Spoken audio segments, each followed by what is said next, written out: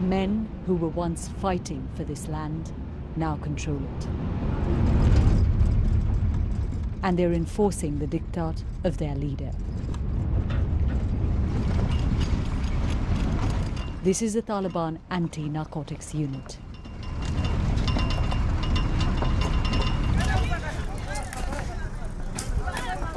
Deep in eastern Afghanistan, they stop when they see a field of poppy. While the men raise it, their commander shouts at the family that owns the land. I told you to destroy it yourselves. Hidden from view, a woman screams back in anger, but then retreats indoors. Within minutes, it's all gone. The poppy that this family spent months growing.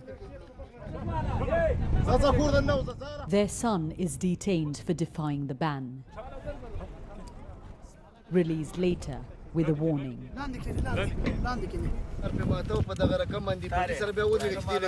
We've been given rare access to the Taliban's campaign to eradicate poppy in Nangarhar province.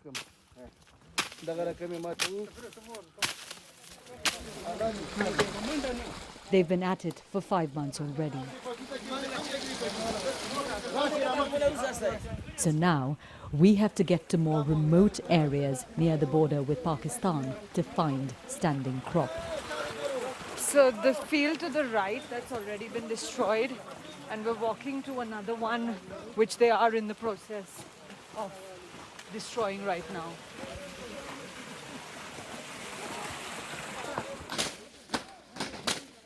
Farmers have been trying to grow poppy hidden away from view, between other crops. This field belongs to Ali Muhammad Mia. Can you tell me what you've eaten? I asked him why he defied the ban. If you don't have enough food in your house and your children are going hungry, what else will you do? If we grew wheat instead, we won't earn enough to survive. That's the 5th or 6th field that they're destroying since we've been with them, and we've only been here about 25 to 30 minutes. It's quite remarkable the speed at which they get through it. And when they hit those stalks hard, they sometimes come flying in the air. What definitely comes flying is the sap from these buds. That's the opium resin. There's a very pungent smell of it in the air right now. The Taliban go armed and in large numbers. There have been instances of clashes with angry locals. We are implementing the order of our supreme leader. Our allegiance to him is such that if he told my friend to hang me, I would accept and surrender myself.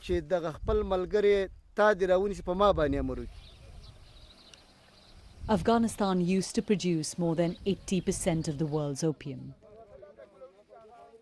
The Taliban are accused of profiting from it when they were fighting against foreign forces and the former Afghan regime, a claim they deny. But now, from what we've seen and from satellite images, there's evidence of an unprecedented reduction. This is Helmand province. It used to be Afghanistan's opium heartland. Wheat now stands where poppy was grown. Niamatullah Dilsoz tells us that in this Taliban stronghold area, farmers have all but complied with the order. These fields used to be front lines. And for a people already battered by war, the ban is another blow. We are very upset. Wheat earns us a fraction of what we used to make from opium. We can't meet our family's needs. I've had to take a loan. Hunger is at its peak and we haven't got any help from the government.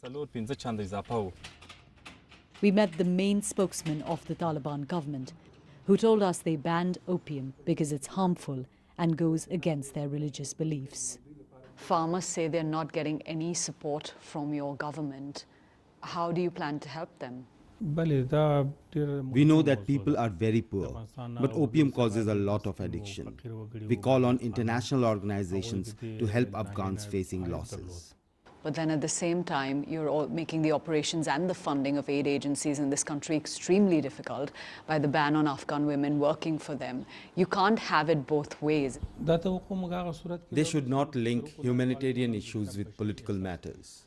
Opium isn't just harming Afghanistan. The whole world is affected by it. Opium ferried from Afghan fields produces nearly all of the heroin sold in Europe.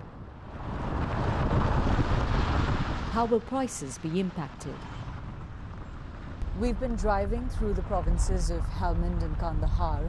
Traditionally, these used to be the two main poppy-growing provinces of Afghanistan, a country that used to produce more than 80% of the world's opium.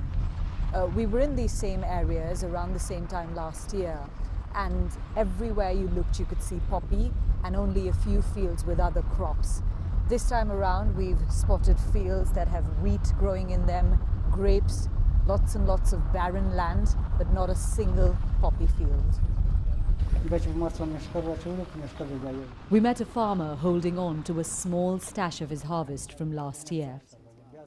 We're not naming him to protect him. He told us the price of each of these bags is now 5 times what it was before the ban.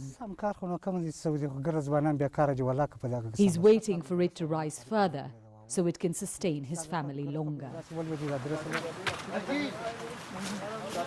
For now, the Taliban appear to have accomplished what no one else could. But there are questions about how long they can sustain it.